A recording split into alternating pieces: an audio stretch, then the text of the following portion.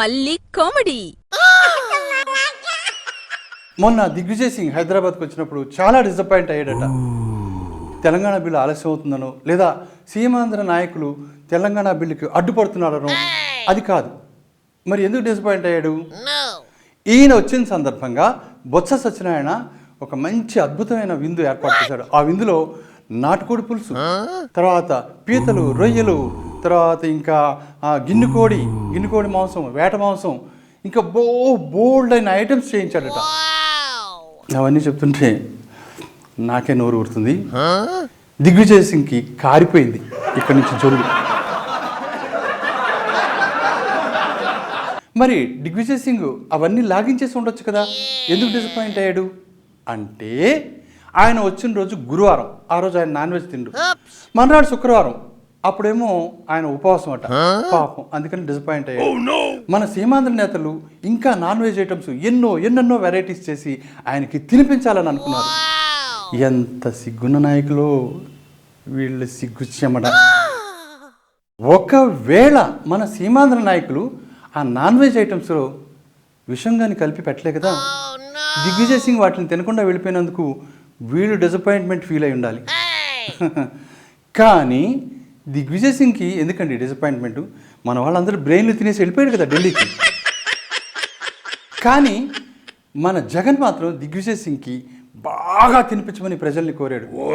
లెంపకాయలు లాగే కొట్టమన్నాడు. దాంతో కాంగ్రెస్ నాయకులందరూ జగన్ మీద విరుచుకు పడిపోయారు. చేస్తాడట. మొదలు ఏం చేసినో మాకు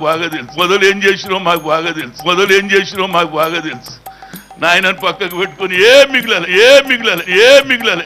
అయినా జగన్ అలా ఎందుకన్నాడంటే జగన్ది కాంగ్రెస్ డిఎన్ఏనే అని దిగ్విజయ్ సింగ్ అన్నాడు. అందుకని అలా రియాక్ట్ అయ్యాడు. ఆయన అన్నదాంట్లో తప్పే ఉందండి, జగన్ది కాంగ్రెస్ డిఎన్ఏనే కదా అని కాంగ్రెస్ నాయకులు రంకెలేశారు. నిజమే, జగన్ మాత్రం అన్నదాంట్లో తప్పే ఉంది, నేను కాంగ్రెస్ డిఎన్ఏనే అని నిరూపించుకోవడం కోసం లాక్ కొట్టండి అని అన్నాడు. మరి కాంగ్రెస్ డిఎన్ఏ కదా. సరే, డిగ్గీ రాజా సంగతి అటు ఉంచండి. వచ్చే ఎన్నికల్లో మాత్రం చిరంజీవికి మన రాష్ట్ర ప్రజలు కాజాలు తినిపిస్తారు, మంచి కాజాలు.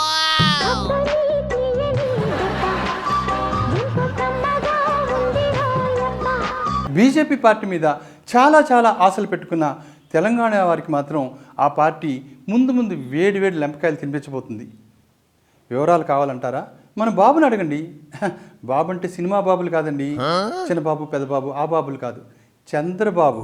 ఆయన అడిగితే ఆయన 2 కళ్ళు మూసుకుని, కేసీఆర్ ఎవరండి వీళ్ళు ఇష్ట ప్రకారం డబ్బులు వసూలు చేసుకొని బ్లాక్ మెయిల్ చేసి వీళ్ళు మాట్లాడతారు నన్ను గురించి. ఎప్పుడు ఫామ్ హౌస్ లో పడుకొని ఎప్పుడో ఒకసారి 6 నెలలకు ఒకసారి వచ్చి స్టేట్మెంట్ ఇస్తే ఆయన ఒక నాయకుడు. ఆఖరి బంతి దాకా ఆడతానని బ్యాట్ ఊపిన కిరణ్ కుమార్ రెడ్డి మాత్రం బిల్లు పెట్టే సమయంలో అసెంబ్లీకి రాలేదు. ఎందుకంటే పాపం ఆయనకి జలుబు, జ్వరం అట.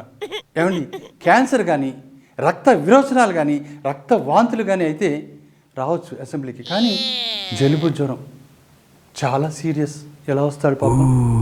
కిరణ్ కుమార్ రెడ్డి బ్యాట్తో బంతిని కొట్టే బదులు ప్రజల్ని బాగుతాడు.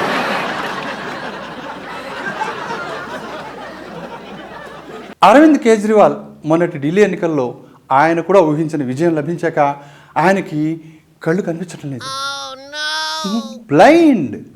ఎందుకంటే ఇక్కడ ఉంటే కళ్ళు కనిపిస్తాయి, మరి ఇక్కడికి వచ్చేసి ఆయన కనిపించిన ప్రతి రాజకీయ నాయకుడి మీద ఎక్కేస్తున్నాడు. అన్ని పార్టీ రాజకీయ నాయకుల్ని దులిపేస్తున్నాడు, ఎక్కేస్తున్నాడు అనమాట. ఆఖరికి అన్నా హజారేని కూడా ఆయన లెంపకాయలు కొడుతున్నాడు. తప్పు కేజ్రీవాల్, కాస్త కిందికి దిగిన ఆయన, లేకపోతే నెక్స్ట్ ఎన్నికల్లో నిన్ను ప్రజలు వేసుకుంటారు బాగా. సర్లే, ఈ లెంపకాయల గురించి ఇంకా ఎంతసేపు మాట్లాడతాను, కానీ నేను ఇంకా వస్తానండి. నేను ఇంకా ఇలా పెట్టుకుని వెళ్ళాలేమో, లేకపోతే ఏ నా కొడుకో నాకు లెంపకాయలు కొడతాడు. మళ్ళీ కామెడీ.